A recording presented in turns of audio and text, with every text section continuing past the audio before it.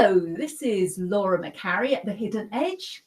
And this is Nigel Davey from SME Needs. So this is our latest 10-minute business podcast. And today we're talking to Rick Simmonds from Wessex FM about awesome radio advertising. Rick, hi. Good to have you on this morning. What I've admired most about the re-emergence of radio advertising is how they've developed from just broadcasting to becoming a multimedia PR platform. Rick, tell us about Wessex FM and how you support your clients to broadcast their message. Well, hello both, and that's a really interesting question, and it's lovely that you've identified that radio still is so much a part of easily 9 out of 10 people's lives every single week, and that's really quite something to say for a medium that's over 100 years old.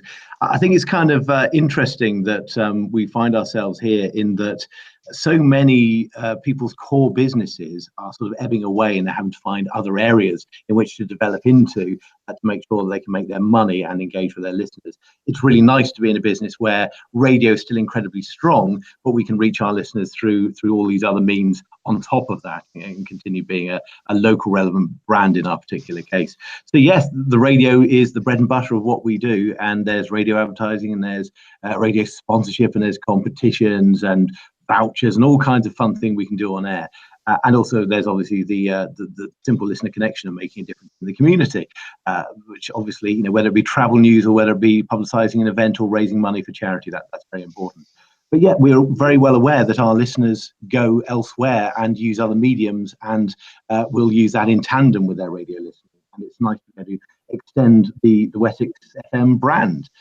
So, for example, we've developed Wessex 70s, so a niche playlist online radio station that obviously plays a particular era that might not be being served by the mainstream radio stations of the 21st century. But on top of that, yes, of course, we've got a hugely popular website. The key drivers to that tend to be news and jobs, so local news and job availability. But obviously, there's the whole banner advertising, online video opportunities there. And when it comes to social media, Facebook is the big one for us, but obviously we're very much aware of the other things. Instagram is a growing thing for us as well, and be able to market across those platforms and help businesses and drive engagement across those is also useful as well. And then add on to that the fact that we're local, so we can turn up at events, we can have fun and send our breakfast presenter out doing 10,000 selfies and making sure they get 10,000 pictures with various listeners over the course of a year, or indeed, you know, hold a bit of a party outside a new opening business.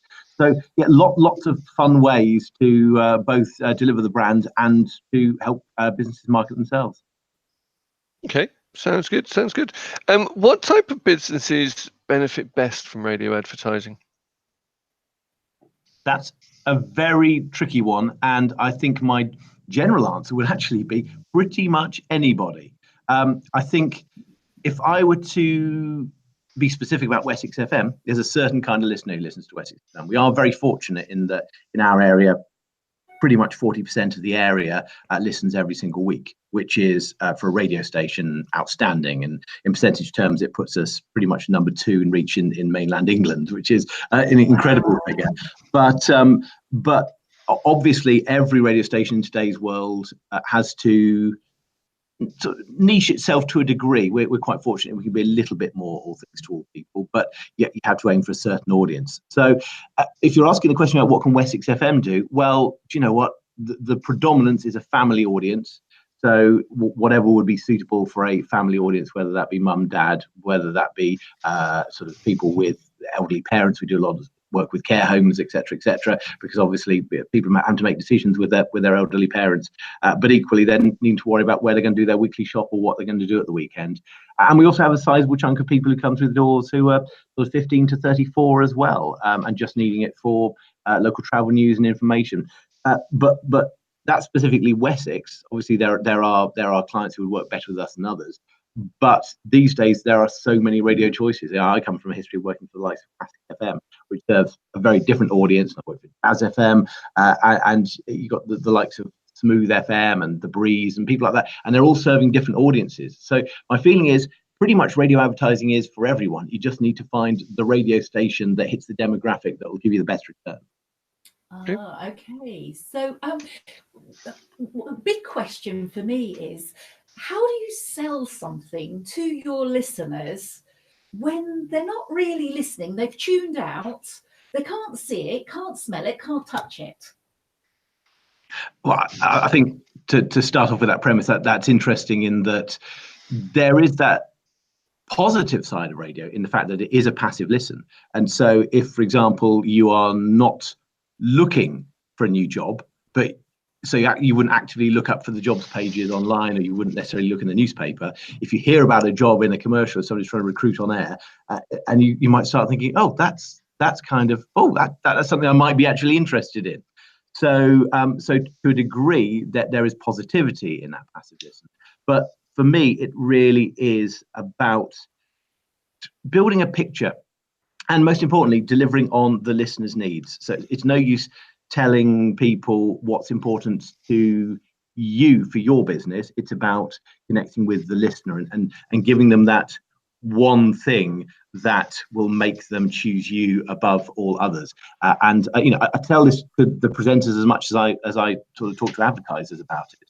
That the key thing is to have that one message. I know that I've spoken before about the 5 sneaky oranges. The idea that if I were to throw 5 oranges at a person at one time, they would unlikely catch any of them because their hands would be going in all different directions. And that's the equivalent of 5 facts or 5 things you're trying to sell about your business. If in that 30-second commercial, you're selling one clear item or one very clear one orange, and you're throwing it to the person, they're much more likely to catch it. So what is the one thing that you want to cut through? And it will cut through in that passive listen.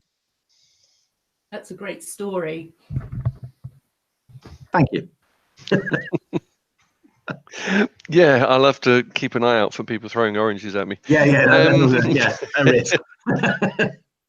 But I suppose one of the things that I suppose strikes me about radio advertising is the sort of longevity. So you hear the same people advertising time and time again for quite some time, and I suppose that really leads me to saying, well, what's the cost of setting up a professional sort of radio advertising campaign? And I know this is a piece of string question. What's the sort of return on investment that companies will get from them?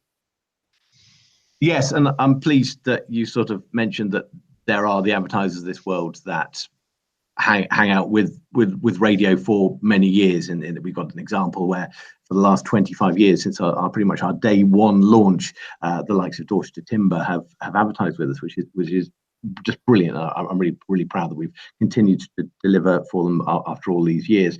It is a little bit how long is a piece of string, but you need to allow for 2 costs if you're talking pure radio advertising, spot advertising, the stuff that appears in ad breaks, and you need to pay for the production of the advert itself, which we these days tend to try to do in-house.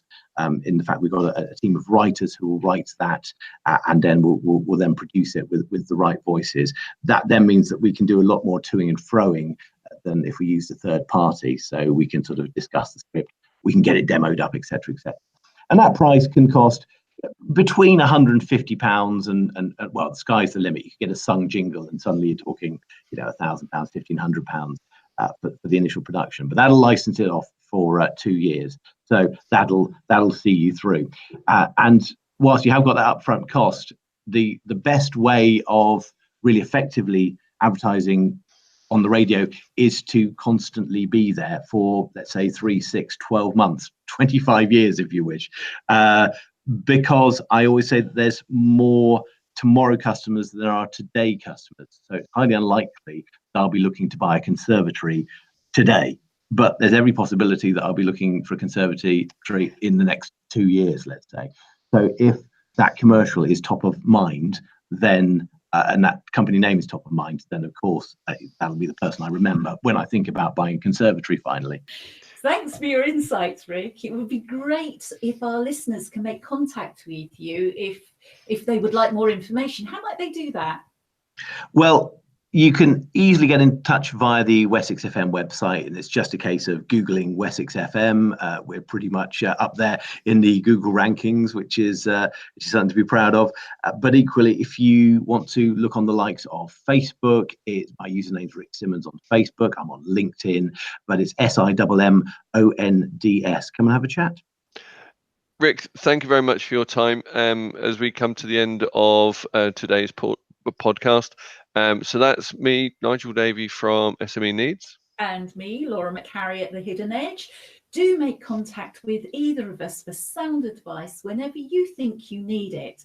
Oh, and don't forget to comment or like or share this podcast.